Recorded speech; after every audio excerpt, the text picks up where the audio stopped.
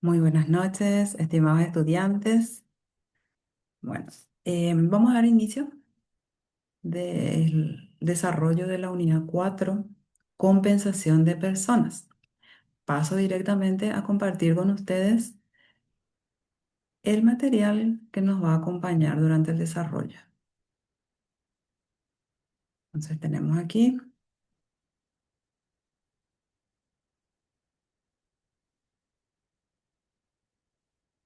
ahí, creo que todos van a estar viendo. Bueno, compensación de personas. A ver, ¿de qué se trata? Vamos a hablar sobre la remuneración. Y yo les preguntaría, si es que ustedes estaban aquí compartiendo conmigo esta clase, ¿qué es la remuneración? Y aquellos que trabajan, verá, ¿cómo se da la remuneración en sus trabajos? ¿Qué reciben a cambio ustedes del trabajo que realizan? ¿Mm? Por eso les hubiese preguntado. La remuneración se refiere a la recompensa que recibe el individuo a cambio de realizar las tareas organizacionales. ¿Mm? Entonces, se trata de una relación de intercambio entre las personas y la organización. La persona da su trabajo, su esfuerzo, su conocimiento, todas las competencias que tiene, pone al servicio de la organización. A cambio, la organización se compromete a retribuirle de alguna manera. ¿Mm? Entonces, esa manera es lo que vamos a hablar a continuación, ¿sí? Cómo las empresas remuneran a sus colaboradores. Cada empleado negocia su trabajo para obtener un pago económico y extraordinario. Y este pago económico, no económico, eh, es definido ya en el inicio de la relación laboral. ¿Mm? Aquí los que están trabajando recuerdan que pasaron por una entrevista, ¿verdad? Unas evaluaciones, fueron contratados, pero antes de esa contratación, ustedes recibieron una propuesta, probablemente por escrito, probablemente en una entrevista final, ¿verdad? De cuánto sería la remuneración que ustedes recibirían en ese puesto al cual eh, van a ser contratados. Y ahí comienza la negociación. El empleado acepta, tal cual se presenta, negocia, solicita algún beneficio adicional, solicita un monto superior. Entonces eso ya es una negociación entre el empleado y la empresa en el momento de la contratación. Una vez que el colaborador acepta o el futuro colaborador acepta, se elabora el contrato, se fijan los términos de inicio de la relación laboral y comienza esa relación. ¿M? Ese contrato es firmado generalmente el primer día laboral y el colaborador pasa normalmente a iniciar su proceso de inducción dentro de la organización. Bueno, la remuneración económica puede ser directa o indirecta. La remuneración directa es la paga que cada empleado recibe en forma de salario, bonos, premios, comisiones. ¿M? Hay puestos a los cuales, aparte del salario fijo, se le da una variable que está relacionada a la productividad, al rendimiento. En el caso de los almacenes, a cierto objetivo relacionado a la merma, a las diferencias de inventarios. Entonces, todo eso, ese monto que recibe, vendría a ser el salario, más el premio, más las comisiones en el caso de ventas. ¿M? Hay negociaciones donde el colaborador recibe 100% de comisiones, otras donde recibe un salario mínimo más comisiones. Entonces, eso es lo que se negocia al inicio que dijimos, ¿sí? Y la remuneración económica indirecta es el salario indirecto derivado de las cláusulas del contrato colectivo de trabajo o del contrato, no necesariamente, no siempre colectivo, porque no, son muy pocas las empresas que manejan contrato colectivo de trabajo. Sería del contrato del colaborador. y del plan de prestaciones, servicios sociales que ofrece la organización. Entonces, todos aquellos beneficios que van a ser presentados eh, en el momento de la contratación, que van a sumar a esa remuneración económica directa, forma parte de los indirectos, ¿sí? El salario indirecto, ¿no? Que incluyen las vacaciones, las gratificaciones, riesgos. Hay algunas empresas que pagan por insalubridad, por trabajo nocturno. Hay algunas que dan beneficios como por años de servicio, le hacen un pago adicional. Hay otros que dicen, bueno, por título universitario. ¿Verdad? Y la participación de utilidades también es una característica que no se da en todas las empresas, pero hay empresas, a mí me tocó trabajar en una donde cada junio se entregaba lo que le llamaban el sobre, que era una participación de las utilidades del año anterior. ¿Mm? Entonces la empresa tenía una política y tenía una forma de distribuir esas utilidades. El pago por horas extras, así como el dinero correspondiente a los servicios y prestaciones sociales que ofrece la organización.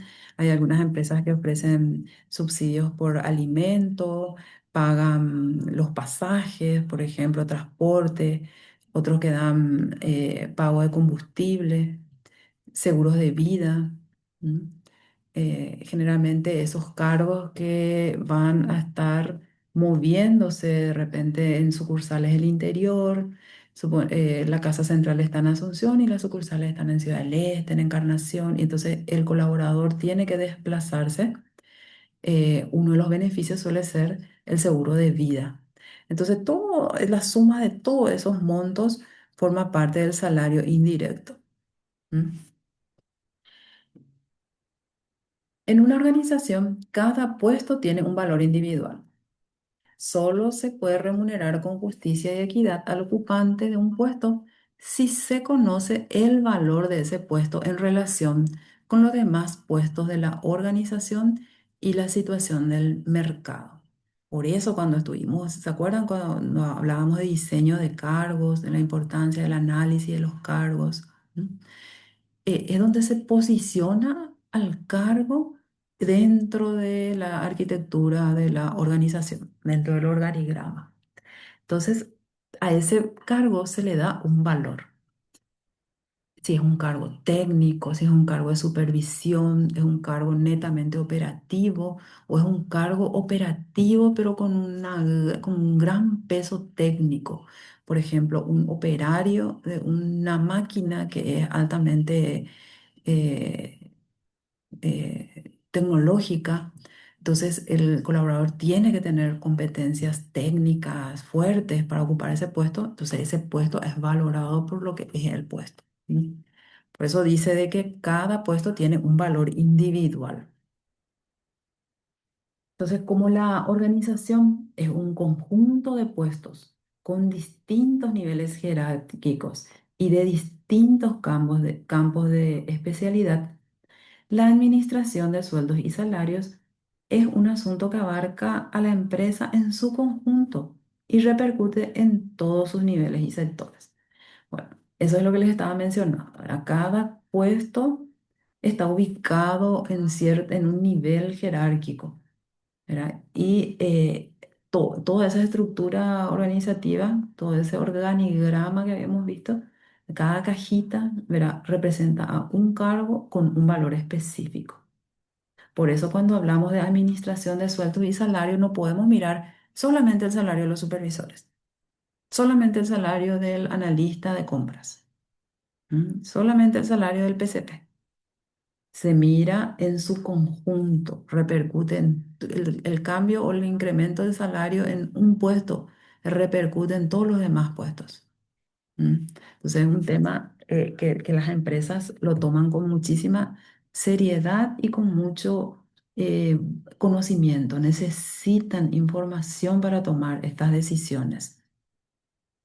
La gestión de sueldos y salarios se define como un conjunto de normas y procedimientos que pretenden establecer y o mantener estructuras de salario justas y equitativas en la organización.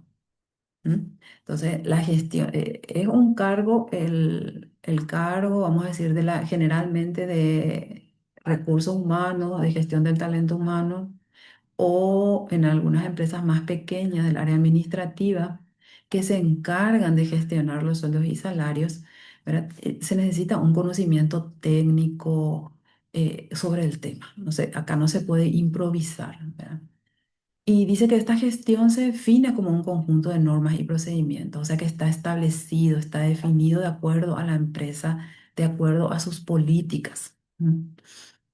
Y para que esta estructura de salario sea justa, que los colaboradores sientan como justas y equitativos sus remuneraciones dentro de esa estructura organizativa, se estudian los salarios en relación con los demás puestos de la propia organización con la intención de alcanzar un equilibrio interno. Entonces, un analista de compras tiene una responsabilidad mayor que un auxiliar de compras. Probablemente el auxiliar de compras es el que se encarga de los archivos, de toda la documentación, de clasificar los presupuestos que van llegando, pero el analista se encarga de analizar, de contactar, de buscar los proveedores, de plantearle a la empresa o al gerente de abastecimiento cuáles son las opciones que tiene el mercado. Como dice su nombre, ya van en responsabilidad de análisis. Entonces, lógicamente, ese puesto tiene mayor valor que el anterior, que el del auxiliar. Por eso es que se van comparando los puestos y las relaciones las responsabilidades de cada puesto en el momento de hacer una gestión de sueldos y salarios. Dice los salarios en relación con los demás puestos de la propia organización. De esa manera se va a conseguir de que la gente sienta que su salario es justo y que es equitativo. Y los salarios con los mismos puestos en otras empresas del mercado de trabajo para alcanzar un equilibrio externo. O sea que la empresa busca un equilibrio interno entre los cargos dentro de la organización y un equilibrio externo con los cargos, ¿no?, que paga el mercado por ese trabajo. ¿Por qué la empresa tiene que mirar qué es lo que está pagando el mercado? Porque si no, va a tener fuga de talentos. ¿Mm? Si yo a un analista le estoy pagando 3 millones, pero en el mercado a un analista con esos conocimientos y competencias ya se le está pagando 4,5 millones, ¿qué voy a conseguir? Voy a conseguir que mis mejores talentos se fuguen, vayan a otras empresas donde van a tener una remuneración más justa o más acorde a la responsabilidad. La gestión de sueldos y salarios se fija los siguientes objetivos. Primero, remunerar a cada empleado de acuerdo con el valor del puesto que ocupa. Para eso se tuvo que hacer todo ese análisis de puestos, ¿verdad? Y saber el valor que tiene cada puesto. Y la persona que ocupa ese puesto se remunerada de acuerdo a ese valor. Bueno, este punto va a depender también del tipo de empresa. A mí me tocó trabajar en una empresa donde la política de la empresa era valorarle a la persona, no al puesto. ¿Verdad? Cuando se iba a hacer un incremento salarial o se iba a, no sé, a ver, tratar de tomar alguna decisión que beneficie al empleado, se le miraba al empleado, no al puesto que ocupaba. Y recuerdo que decía, se paga o se reconoce al empleado, no al puesto que ocupa. Bueno, pero en general se valoran los puestos y después la persona es incorporada en ese puesto con ese valor. ¿Mm? Recompensarle adecuadamente por su desempeño y dedicación. Este punto 2 tiene que ver con esa cultura empresarial que les mencioné donde trabajaba. Se le recompensa por su desempeño, por su dedicación, por su conocimiento, por su forma de hacer las cosas, no por el puesto que ocupa. ¿Mm? Bueno, atraer y retener a los mejores candidatos para los puestos. Si yo lanzo una búsqueda en el mercado, a un reclutamiento, atraigo talentos, vienen a las entrevistas, les evalúo y en el momento de darle, de contratarle y decirle el valor de ese puesto o van a cobrar tanto, no es acorde a lo del mercado, esa persona no va a venir. Entonces no voy a poder atraer. Y cuando se refiere a retener, es mis colaboradores ya que ya aprendieron, que tal vez yo les haya capacitado, haya invertido en su formación, pero si yo no me adecuo al mercado, ellos se van a ir, van a renunciar y se van a ir a una empresa donde se sientan más valorados. Ampliar la flexibilidad de la organización, proporcionándoles los medios adecuados para promover al personal, estableciendo las posibilidades de desarrollo y de hacer carrera. ¿Mm? Entonces, la gestión de sueldos y salarios también tiene ese objetivo, que el personal se sienta motivado para desarrollarse dentro de la organización viendo que en la misma existe, se puede hacer carrera y se puede acceder a un salario mayor. Lograr que los empleados acepten los sistemas de remuneración adoptados por la empresa. Si yo tengo una gestión de sueldos y salarios, yo me actualizo como empresa, yo me adapto a los cambios que hay en el mercado, a la situación económica del país. Yo estoy acorde a todo eso, alineado con el mercado en general. Voy a lograr que el empleado sí acepte y se fidelice con mi empresa. El punto 6, mantener el equilibrio entre los intereses financieros de la organización y su política de relaciones con los empleados. Tampoco puedo decir que para que mis empleados estén de acuerdo, para que retener al talento, yo voy a aumentar un salario de una manera exorbitante o que no tenga sentido con lo que yo estaba pagando. De repente le estaba pagando a ese auxiliar 3 millones, pero para que no se vaya yo le voy a doblar 6 millones. No es tampoco eso lo más adecuado, ya que va a generar un desequilibrio entre los intereses financieros de la empresa. No se puede fijar un salario sin tener en cuenta cuál es la posibilidad de la empresa realmente de manera financiera para poder cumplir con ese compromiso, ¿verdad? Para tener el dinero para pagarle a esa persona. Y no va a afectar eso a toda la organización, le va a generar incomodidad o mis costos se van a sentir afectados porque esa persona tiene una influencia directa en el costo de mi producto, por ejemplo. Entonces, es importante ver ese equilibrio entre la parte financiera de la organización y la política de recursos humanos o de relaciones con los empleados, también se dice. Bueno, acá en esta imagen tenemos a la administración de sueldos y salarios y vemos que su función es la de implementar y mantener las estructuras salariales. Y esas estructuras salariales mantenerlas actualizadas, vigentes, no algo estático. La administración de salarios no es algo estático, que como comenzó, eso debe seguir. ¿m? Habíamos hablado ya en unidades anteriores. Esto es dinámico y su función es la de la implementación y mantenimiento de las estructuras salariales. Y para eso se tiene que fijar en el valor de los puestos, en la evaluación de los puestos, en la clasificación de los puestos, en la encuesta salarial, que son informaciones que arroja el mercado. Y esto, con esta información, y también, por supuesto, con las políticas de la organización. Entonces, con toda esa información sale la política salarial. Esa política salarial tiene que tener una retroalimentación en el tiempo. Se evalúa, va a administración de salario, va viendo, se vuelve a actualizar y va. Esto es un ciclo, tiene movimiento. Y vamos a ver cada uno de estos puntos de evaluación de puestos, clasificación, a qué se refiere. Vamos a ver a continuación. La evaluación y clasificación de puestos eh, es el componente de la administración de sueldos y salarios que mantiene el equilibrio interno, ¿verdad? De estos.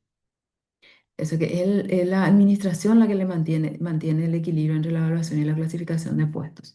La evaluación de puestos es un término genérico que abarca ciertas técnicas y criterios comunes para comparar los puestos y lograr una estructura lógica, equitativa, justa y aceptable de ellos. ¿Mm? Eso hace rato habíamos mencionado ya. Ahora les estoy pasando el concepto. Entonces, evaluación es un término que abarca ciertas técnicas y criterios. Eso va a depender de la empresa, cómo ellos hacen la evaluación de sus puestos para comparar el puesto en sí y lograr que la estructura lógica, una estructura lógica equitativa, justa y aceptable, donde el colaborador se sienta valorado y que sienta que la remuneración que recibe es la justa y adecuada para el esfuerzo que está haciendo o para su aporte dentro de la organización. La evaluación de puestos es el proceso para analizar y comparar el contenido de los puestos a efectos de clasificarlos por orden de categorías. Cuando habla de contenido de los puestos, es cuáles son esas funciones. ¿Se acuerdan que definimos los puestos, hicimos la descripción de cargos, cargos o puestos, ¿verdad? Bueno, entonces comparar el contenido de esos puestos, sus niveles de responsabilidad, a los efectos de clasificarlos por orden de categorías, las cuales servirán de base para el sistema de remuneración. ¿Sí? Bueno, siguiendo la política salarial. ¿Qué es la política salarial? Es el conjunto de principios y directrices que refleja la orientación y filosofía de la organización respecto de los asuntos de remuneración de sus colaboradores. ¿Mm? Esta política salarial no es estática, por eso estaba en nuestra imagen una flecha que indicaba la retroalimentación. Ahí hablaba de la evaluación de los cargos, hablaba de ¿se acuerdan? La encuesta salarial, las políticas organizacionales y eso derivaba a esta política salarial. Es dinámica, evoluciona en razón del aprendizaje y se perfecciona gracias a su aplicación a situaciones que se modifican con rapidez. Por ejemplo, la situación económica del país tiene una influencia en la definición de la política salarial. ¿Verdad? Bueno, creo que esto les voy a aplicar lo del salario mínimo y las exigencias un poquito más adelante, ¿sí? Pero ahora nos centramos en que la política salarial es un conjunto de principios y directrices que refleja la orientación y la filosofía de la organización. Esta política es la que va a decir de qué manera la empresa fija los salarios de cada puesto, qué criterios tiene en cuenta para los incrementos. ¿Mm? El contenido de la política salarial debe incluir estructuras de puestos y salarios. Eso tiene que estar bien definido, ¿sí? Es decir, la clasificación de los puestos y las bandas salariales para cada puesto, para cada clase de puesto. Por ejemplo, ese analista que habíamos dicho hace rato, el analista de compras, por ejemplo, tiene ese cargo cae dentro de una banda salarial que tiene un mínimo y un máximo. ¿Mm? Por ejemplo, el cargo de analista de compra cobra de 3 millones a 6 millones. Esa es la banda salarial, de 3 millones a 6 millones. Y la política salarial establece de en qué casos la contratación va a recibir el salario base, que es el 3 millones. Y bajo qué criterios, ya estamos bajo qué criterios ese salario va a aumentar. O sea que va a ir creciendo dentro de la banda salarial hasta llegar al monto superior. El salario de readmisión es eso, ¿verdad? Para las diversas escalas salariales, el salario de admisión para cada puesto coincide con el límite inferior de esa escala salarial. Y eso tiene que estar en la política salarial definida. La previsión de reajustes salariales. Por determinación de la ley, esa sentencia de juicios, o sea que cuando hay un incremento salarial, sale una resolución, ¿verdad? Y se incrementa el salario mínimo. En la política salarial tiene que decir si el salario mínimo, cuando hay incremento, o sea, que ese incremento del salario mínimo le va a afectar a todos los cargos o solamente a aquellos cargos que reciben, cobran salario mínimo. Generalmente, como yo les había dicho en una oportunidad, hay empresas que establecen en su política salarial que le van a aumentar en porcentaje a todos los otros cargos o en monto. Si hubo un incremento de 60.000, bueno, ese 60.000 a todos los cargos. Estas son las cosas que se definen dentro de la política. Acá en la previsión de reajustes salariales, los reajustes colectivos pretenden restituir el valor real de los salarios ante las variaciones de la coyuntura económica del país, que es lo que les mencioné. Si hay inflación, va a haber aumento del salario mínimo. Es política de la empresa definir si se le va a aumentar solamente a los que cobran salario mínimo o a todos los demás cargos. Y los reajustes individuales que ya son por ascenso, para encuadrar de repente, para crecer dentro de esa banda salarial, por méritos, ¿verdad? Luego de una evaluación de desempeño, tuvo un buen desempeño, entonces se define la empresa que va a, en su política salarial, que luego de un buen desempeño va a recibir un incremento salarial. Por último, Patton sostiene que la política de remuneración debe cumplir con 7 criterios para ser eficaz. Debe ser adecuada, equitativa, equilibrada, eficaz en costos, segura, motivadora y aceptable para los empleados. Vamos a ver si nos da el tiempo de hablar de cada uno. La adecuada. La remuneración se debe alejar de los patrones mínimos del gobierno y del sindicato. Esto para las empresas que tienen sindicatos, que son muy pocas en nuestro medio. Pero dice, debe alejar a los patrones mínimos del gobierno. Entonces, el salario mínimo. No todos ¿cómo es? Mis cargos van a cobrar el salario mínimo porque el gobierno dice que ese es el salario mínimo. ¿M? Entonces, para que sea adecuada, se tiene que tener esa evaluación del cargo en lo posible que sea superior al salario mínimo. Equitativa, la paga de cada persona debe guardar proporción con sus habilidades, esfuerzos y capacitación.